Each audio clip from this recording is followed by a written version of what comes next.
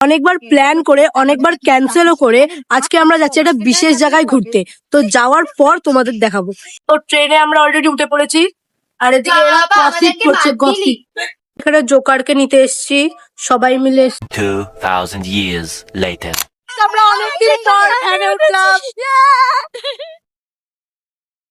Just দেখো এই সুন্দর ভিউ, তোমাদের আরো সুন্দর ভিউ দেখাবো আমরা মেন জায়গায় গিয়ে। এই রাস্তার ভিউটা আমাদের দারুণ লেগেছে, তাই জাস্ট ভিডিওটা করা। তো ফাইনালি আমরা গঙ্গার ঘাটে চলে এসেছি। সবার চুলের অবস্থা খারাপ, তো আমরা এইবার না পরের বার।